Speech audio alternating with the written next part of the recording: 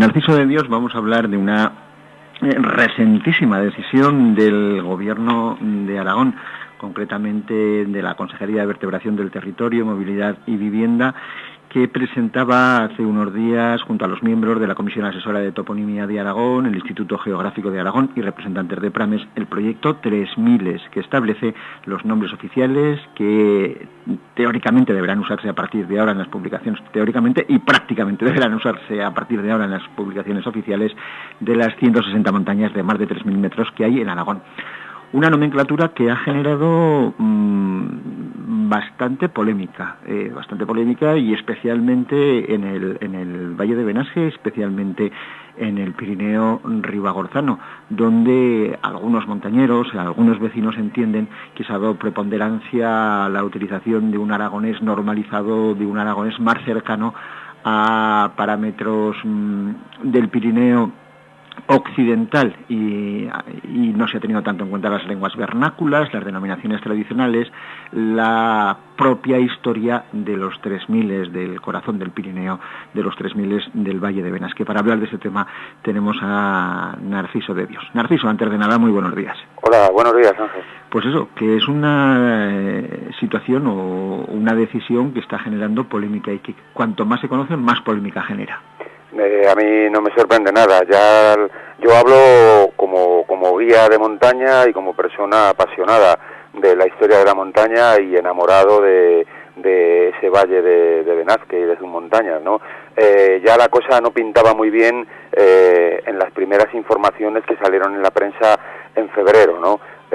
Tú entrevistaste el 14 de febrero al señor Joaquín Palacín y él declaraba algunas cosas que en principio, pues bueno, como suele pasar con los políticos, no son más que declaraciones de buenas intenciones que luego no se han cumplido. Si me permites un momento, te repaso brevemente para que los oyentes sepan de qué estamos hablando, ¿no? Él hablaba de que en esa entrevista contigo, el 14 de febrero pasado, que se había creado una comisión de expertos, y cito textualmente, para limpiar añadidos o malas interpretaciones y recuperar nombres originales, ¿no? Bueno, pues esto no es así, ¿no? Ahora, a lo largo de esta conversación, te demostraré que no solamente que es incierto, sino que además han caído en una serie de errores y de discordancias de criterio que son difíciles de entender, ¿no? Dice el señor Palacín que no venga nadie de fuera a decirnos cómo tenemos que llamar a nuestros 3000. Bien, esto es un sentimiento que yo entiendo y puedo compartir, porque aunque él no tiene el valor de nombrar los despropósitos que hace un belga que se llamó Juan Buisse, que creó también una especie de comisión para catalogar los 3000 del Pirineo hará 25 o 30 años, y aquello que empezó siendo una magnífica idea se convirtió en un absoluto disparate, ¿no? Donde para empezar se empezaron a poner nombres, hasta el propio Juan Buisse se puso un nombre a cualquier piedra que superara los 3000 metros, sin tener en cuenta que las montañas tienen dos conceptos: uno que es la altitud, que es lo que la separa del nivel del mar, y el otro que es la entidad, que es lo que verdaderamente le hace una montaña. La entidad de una montaña es el desnivel máximo, el desnivel que tiene desde un determinado punto, ¿no? Si estás en una cresta, pues evidentemente un pedrusco que tenga 8 metros por encima de la línea de la cresta no tiene ninguna entidad para tener nombre, cosa que así no hizo el señor Buisse, ¿no? También es verdad, y en esto le doy la razón al señor Palacín, que, bueno, pues algunas publicaciones catalanas, porque la Ribagorza, históricamente el montañismo catalán tuvo muchísima influencia allí, cambiaron y tergiversaron algunos nombres, ¿no? Sigue diciendo el señor Palacín en esta entrevista que tú lo haces, que el gobierno de Aragón recoge una petición de la Federación Aragonesa. Yo no tengo conocimiento de tal petición, hablando con los montañeros, y si fuese así, pues evidentemente es una cosa muy oficial, pero yo no tengo ningún conocimiento, ¿no? La comisión, dice el señor Palacín, que está formada por la Dirección General de Ordenación del Territorio y de Política Lingüística, y que está formada por geógrafos y lingüistas. Pues la verdad que estos señores, a la vista de los resultados, y lo explicaré más adelante, lo que no parece es que verdaderamente sean o merezcan el título de expertos, ¿no? Ahora entraré en esto, y esto no es una descalificación. Yo estaría encantado en debatir con ellos a ver de dónde han sacado determinados nombres y determinadas cosas, ¿no? Decía también el señor Palacín que no va a ser un único proyecto el de los 3000, con lo cual ya personalmente me deja con las orejas muy tiesas y muy preocupado, porque como se haga con el mismo rigor, lo digo con toda la ironía, con el mismo rigor que este trabajo, pues apañado vamos a estar, ¿no? Luego añadía en tu entrevista que se había recogido documentación y trabajo en el propio territorio recogiendo los nombres. Bueno, pues a mí tal cosa no me consta a la vista de los trabajos que han hecho. Yo no sé si estos señores han viajado, supongo que habrán viajado, que habrán comido muy bien, que se lo habrán pasado muy bien, pero desde luego la afirmación no parece cierta, porque y también decía que se le había pasado a los ayuntamientos los nombres para que ellos opinaran. Bueno, pues el alcalde de Benasque el pasado viernes, cuando acabó la presentación, la reunión informativa con los corredores de la Gran Maratón de Benasque, tuve el honor de decirle, porque él lo ignoraba, cuál era el nuevo nombre que tenía el Aneto, y la cara que puso evidentemente fue de absoluto estupor. Decir que este señor es nieto de Antonio Abadías, el León del Aneto, uno de los grandes guías del Valle, y que es una persona preocupada no solo por su pueblo, sino por sus montañas y su historia, ¿no? A mí me sorprende que le llegara ese supuesto informe y que él no tuviera nada que decir, ¿no? Por terminar con lo de la entrevista, a ti te dice que en febrero se habían reunido 5 veces y que la primera fue solo la constituyente, ¿no? Pues la verdad es que parece pocas reuniones para un tema tan importante, ¿no? Y la última afirmación que hace es que cuando la gente vea el documento verá que no hay grandes variaciones. Pues esto también lo desmiente. Y ahora, si quieres, entramos en detalle para que la audiencia vea el enorme disparate que ha hecho esta gente y a ver de dónde sacan los títulos de expertos. Pues vamos a entrar en harina, y nunca mejor dicho, y vamos a entrar, si te parece, por lo que comentabas sobre el Aneto, un Aneto que ha sido considerado oficialmente como una tuca, sin tener en cuenta pues que el hecho de que las tucas, por lo menos en nuestro territorio, son montañas, por llamarlo de alguna forma, de segunda categoría. No son las grandes montañas, sino las tucas hacen referencia a montañas altas, pero de menor importancia que los grandes macizos del Aneto, del Pirineo. En efecto, tuca es una palabra que yo no soy lingüista, pero sé que tuca en el Pirineo y más en la Ribagorza hace referencia a una montaña secundaria, una montaña de segundo orden. Eso no significa que no sea una montaña bellísima o que no sea una montaña incluso difícil su ascensión, pero por su altitud la tuca siempre está como a la sombra de otro grande, ¿no? Entonces, claro, si el nombre del Aneto le llaman tuca del Aneto, pues para empezar parece que estos expertos lingüistas que yo decía que de dónde lo habían sacado ya parecen desconocer algo que es fundamental, salvo que lo que se pretenda es un poco lo que tú decías en la presentación, ¿no? La normalización lingüística, tratando de reivindicar una lengua que, hay que decirlo, se habla menos que el latín. O sea, el latín nosotros cuando íbamos al colegio lo estudiábamos como una lengua muerta y se estudiaba el latín. A mí me parece estupendo que se trate de reivindicar la fabla como un bien cultural de Aragón, pero de eso a imponerlo, con lo cual ya tuvimos, si la gente se acuerda, un primer atentado con aquello del lapao y el lapapit, en lugar de llamar a tratando de uniformar unas lenguas que es imposible uniformarlas, porque si hablamos de historia, los valles difícilmente se comunicaban unos con otros, y es seguro que un señor de la Ribagorza tenía menos comunicación con un señor del Valle de Tena que la que hoy puede tener un andaluz con un alemán, casi con toda seguridad, ¿no? El Aneto es preocupante porque no solamente le llaman, yo tengo la relación publicada en el Diario de Aragón, en el Diario de Alta Aragón, del domingo 11 de junio. Si hay algún error aquí, pues que los oyentes me disculpen, pero yo me he basado en las notas que he tomado en la publicación de estas 160 nombres. Lo llaman tuca del Aneto o maladeta de Corones, lo cual me llena todavía más de estupor, porque este nombre, por las investigaciones que yo he hecho sobre el Aneto durante años, se lo han debido de inventar, porque maladeta de Corones, que yo sepa, no se llamaba de ninguna manera. Es más, contemos brevemente. El Aneto es una montaña que se ignora que es la montaña más alta del Pirineo hasta entrado el siglo XIX. Hasta entrado el siglo XIX se entera. es un geógrafo francés, evidentemente tenía que ser francés. Nosotros en el siglo XX lo único que hacíamos era morirnos de hambre y matarnos en guerras civiles. Desgraciadamente fue así nuestra historia. La cultura y el romanticismo y todo esto viene de Francia. Es un geógrafo francés el que demuestra que es la montaña más alta. Lo mide en toesas y le da una altitud que supera, me parece recordar, que unos 40 o 50 metros la que actualmente le damos, ¿no? Y va en detrimento de Ramón de Carbonnier, que es el que preconiza que la montaña más alta era el Monte Perdido. Entre paréntesis decir que el título de montaña más alta del Pirineo lo han tenido más de una docena de montañas, ¿no? A lo largo de toda la historia, ¿no? Entonces, son los franceses los que cometen varios errores. Primero, los geógrafos. Primero, diciendo que tiene la denominación de el pueblo que está más próximo a sus laderas. Pues no es cierto, no hay más que coger un mapa y ver que la localidad más cerca a la cumbre del Aneto es el Pico Cerler, es el pueblo de Cerler. Pero como Cerler es una pedanía, imaginemos lo que sería a principios del 19, a lo mejor se tendría que llamar por esa razón Pico de Benasque, ¿no? Pero desde luego en ningún caso Maladeta de Corones. Decir que el primer nombre, la primera persona que denomina el Aneto es Ramón de Carbonnier, cuando a finales del siglo XVIII lo ve desde el puerto de Benasque y simplemente como una expresión poética lo llama aquella punta de hielo. Y aquel nombre de la punta de hielo pues apareció en algunas publicaciones como nombre de la montaña. Es muy conocido luego el nombre de Pic de Netú, que se corresponde a un error de fonética de los franceses en la transcripción del Aneto dicho con el acento fuerte aragonés, ¿no? Donde las sílabas más potentes son las que quedan, ¿no?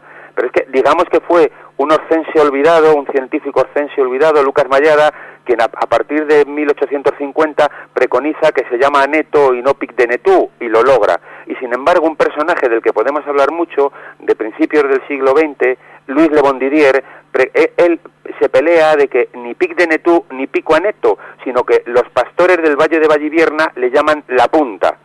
Bueno, yo me jugaría una comida a que estos señores expertos de todo esto o bien lo desconocen o bien lo han ignorado, porque, insisto, me gustaría que me explicasen por qué se empeñan en llamarlo Tuca de Aneto. Como tú bien decías, Tuca es una montaña secundaria, si el Aneto es una tuca, ¿dónde se nos queda el resto del Pirineo? O Maladeta de Corones, que esto ya, si no fuera por lo serio que es, parece un chiste. Por terminar con el Aneto, insistir en la falta de rigor que tienen, porque por ejemplo Prames, que está metido en la comisión, permite continuamente en sus publicaciones llamar Paso de Mahoma a algo que no existe, porque no se llama Paso de Mahoma, se llama Puente de Mahoma, como así la acreditan todos los documentos históricos hasta hace escasamente 50 años. Uh-huh. Bueno, el tema también de las maladetas. Han desaparecido de la nomenclatura oficial las maladetas occidentales, centrales y orientales, y otras cimas como Aragüelles, por ejemplo, también cambian de nombre. Mira, por insistir brevemente un momento en esto de las tucas, no solamente lo cometen con el Aneto, sino que al Perdiguero le llaman Tuca del Perdiguero, a la Maladeta Tuca de la Maladeta, al Pico Coronas Tuca de Coronas, al Pico Tempestades, que es una montaña que no tenía nombre y que se la puso Henry Russell, un montañero de mediados del 19 que tuvo muchísima vinculación con el Valle de Benasque y que hizo muchas primeras en esas montañas, pues le denominó Tuca de Tempestades. Yo recomiendo mucho leer el libro de Recuerdos de un montañero de Russell, está editado en español y da mucha información sobre estas cosas, ¿no? Todos son tucas, o sea, para ellos todos son tucas, como si tuca fuera una palabra sinónima de montaña, sin más, ¿no? Cuando no es así. Por contar una cosa de Henry Russell en las denominaciones, el collado maldito, que está entre la Maladeta y el pico maldito, y el pico maldito, pues ese nombre se lo puso Henry Russell cuando llegó allí el 7 de julio de 1879, si me acuerdo bien, que iba con un guía que se llamaba Barrault.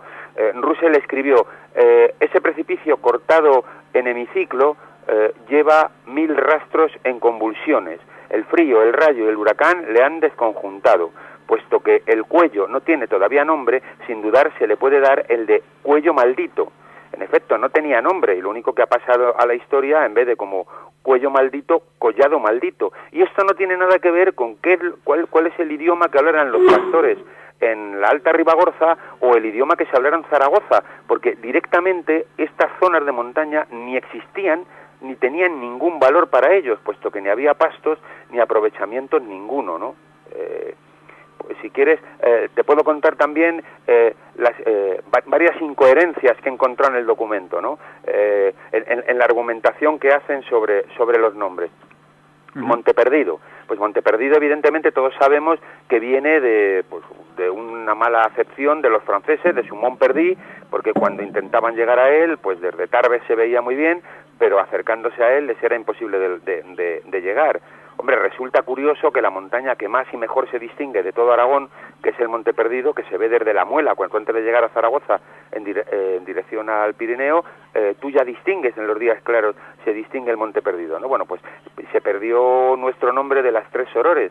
Y entonces la comisión decide que, bueno, que como Monteperdido está muy arraigado, pues que va a dejar Monteperdido y Sun de Ramón, Monteperdido y tres sorores, ¿no? Pero en el piquito que hay al lado, que se llama la Sun de Ramón, en honor a Ramón de Carbonnier, han convivido históricamente el nombre que los franceses le otorgaron, Sun de Ramón, con el nombre aragonés, con el nombre nuestro, Pico Añisclo. Entonces ahora ellos deciden dar un plumazo y eliminar ese nombre, cuando esos dos nombres han convivido, y sin embargo, como te decía, Monteperdido ha tapado el nombre de las tres sorores, ¿no? Otra incongruencia, deciden que el Pico Rabada y el Pico Navarro, que no son más que un invento del señor Buisse, que atribuye ese nombre a dos chinchetas absurdas en la cresta del Maupás. El montañero que haya pasado por ahí habrá visto que es que no tienen ninguna entidad, y deciden reservar ese nombre, ¿no? Otro de las grandes incongruencias, el Poset y la Yardana. Da una explicación como que es que, claro, es un ejemplo, claro, que el Poset, como que Poset es un nombre que se conoce más que Yardana, cuando tendría que ser Yardana. Pues no, señor, este señor está equivocado. Ambos nombres son igualmente aragoneses.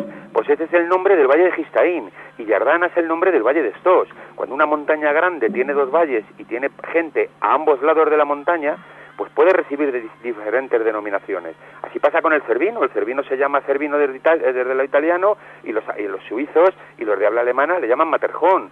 No pasa nada, ¿no? No. Luego, respetan nombres, para seguir con las incongruencias, respetan nombres que tampoco se entiende el porqué, ¿no? Pico de Sayó. Bueno, digamos que Sayó es otro nombre que pone Juan Buisse, que se supone que son los excesos de este señor lo que quería evitar la comisión. Sayó es José Sayó Santaló, Pepe de Yausia, un gran guía de Vinasque, y fue el primer muerto del Aneto, cuando en julio de 1916 pues le alcanzó un rayo junto al alemán Adolf Bath cuando cruzaban el puente de Mahoma, ¿no? Entonces, yo tengo en la mano ahora mismo una guía que se llama Poset Maladetas, editada en 1968 por Armengoz y por Agustín Jolís. Son los que editan las tres grandes guías del Pirineo. En esta guía colabora también la mujer de Jolís, María Antonia Simó, y aquí figura como segundo pico occidental de la Maladeta. Este es el nombre que tenía para los montañeros, porque para la gente local ni siquiera tenía nombre. Vamos a otro, el Pico de Astor, que está al lado del Pico Maldito. Por cierto, el Pico Maldito no figura ni en la lista del periódico. Este nombre se lo puso Luis de Bondidier cuando hizo su primera ascensión en agosto de 1905. Pico Maldito, no figura ni en la lista. El Pico Punta de Astor, que está al ladito, pues se lo pusieron los compañeros de este señor, que era un alpinista, que iba con Henry Brull, Celestín Passés y Sayet, quien llegó a la cima creo que fue alrededor de 1901. El Pico Margarida deciden llamarlo Tuca del Cabo de Barrancs, otra montaña que tampoco tenía nombre y que se la puso Luis de Bondidier, que te he dicho que hablaríamos antes, poniendo el nombre de una propuesta que hizo, poniendo el nombre de su mujer se llamaba Margarita, pero en el dialecto gascón Marguerite es Margalida, nombre que a ella le gustaba mucho que le llamaran así, y de ahí recibe el nombre. Luis de Bondidier también es el mismo que propone un nombre para la última montaña de la gran cadena que no tiene nombre, que es el Pico Russell, en honor a este gran montañero que tanto hizo por el valle, ¿no? Bueno, pues según la nueva denominación es Tuca del Cap de Laval. Bueno, pues así una detrás de otra. Uh-huh. Bueno, Oye, hablaremos si quieres otro día con más por extenso, porque realmente es un tema que da para mucho, pero no me gustaría acabar esta charla, por lo menos hoy, sin hablar de otro tema de nomenclatura que también está generando divisiones. Un proyecto que se auspicia desde algunos sectores de la Asociación Turística Empresarial del Valle de Benasque de cambiar la denominación del Parque Natural Possets Maladeta por Aneto Possets o por Parque Natural del Aneto. Tema que también, como digo, está generando división de opiniones como en los toros. Hombre, a mí me parece que vuelve a ser otro error de concepto y que en este caso quizá una mala idea de marketing vaya a tapar lo que es la historia, ¿no? Ya hablaremos, si quieres, en otro momento del nombre de las maladetas, de dónde viene todo eso, pero el Aneto, repito, que no se conocía hasta hace 2 siglos. No se conocía siquiera. A mí me parecería, si a mí me preguntaran, yo aconsejaría que el nombre es Posset Maladeta como figura en todos los documentos históricos y en toda la literatura desde que se empezó a escribir sobre montañas, y que le pongan el subtítulo del Reino del Aneto, que me parece un buen reclamo de marketing, pero nunca sustituirlo por Posset Aneto porque no tiene ninguna sustentación ni científica, ni intelectual, ni de ningún tipo. Oye, Narciso, y una última pregunta al hilo de lo que estamos hablando, porque ciertamente esta terminología, esta nueva denominación genera obviamente confusión. ¿Cómo trastoca esta nueva nomenclatura oficial de las montañas, pues la percepción del espacio pirenaico, y cómo en cierta medida podemos hacer que se reconsideren algunas decisiones, como estamos escuchando, bastante arriesgadas? Vamos a ver, para mí, en mi modesta opinión, esto es una bomba con mucho retardo. Esto evidentemente en el corto plazo no va a tener mucha repercusión, pero cuando, según la declaración oficial, estos nombres empiezan a aparecer en los mapas, empiezan a utilizarse en los mapas, pues evidentemente pensemos que en tiempos históricos que pasen 25 o 30 años, pues a lo mejor algunos de nosotros ya no estamos aquí para defender la historia, pero desde luego se quedarán como tantas otras cosas, ¿no? Yo en este punto siempre recuerdo aquello de la novela de George Orwell, que hablaba del Departamento de Adecuación de la Historia dentro del Ministerio de la Verdad, ¿no? Vamos a ver, la historia es la que es, le duela a quien le duela, y habría que respetarla. Y las montañas se merecen un respeto, porque como decía Francisco Ginés de los Ríos, el paisaje es un bien cultural, y yo no me imagino a nadie intentando cambiar el nombre de las Meninas, o el nombre de la Gioconda, o el nombre de cualquier otro cuadro, por muy raro que nos suene o por muy mal que nos parezca, ¿no? Me parece que es una falta de respeto a la historia y a todos los personajes que nos han precedido. Es un tema peligroso que no deberíamos dejarlo aquí, y que en la medida de lo posible y democráticamente, y que nadie entienda que esto es una descalificación personal, sino es una diatriba histórica, intelectual, si quieres, tendríamos que pelear para que esto se reconvirtiera y fuéramos a lo que es lo suyo. Uh-huh. Pues te tomo la palabra. Seguiremos, si te parece, Narciso, abundando en este asunto, porque no se acaba en esta conversación, necesariamente urgente, pero que sirve para poner la base, por lo menos radiofónica, de ese malestar que hemos constatado en bastantes personas cercanas al espacio pirenaico, en varias personas pues que tienen ese cariño, esa especial devoción por el espacio de nuestras montañas. Narciso, muchísimas gracias. Muchísimas gracias, y que me perdonen los oyentes porque se ha sido todo muy denso, pero como tú bien dices, el tema es muy largo y muy complejo.